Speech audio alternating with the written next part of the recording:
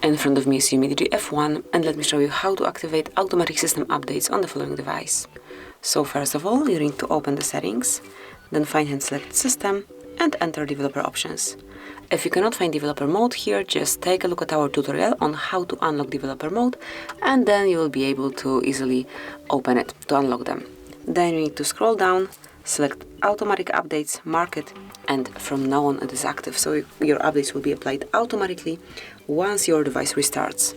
Then whenever you'd like to switch off this function, just unmark the switcher, and that's it. So smoothly by tapping you can activate or deactivate this super useful function, and I will leave it active.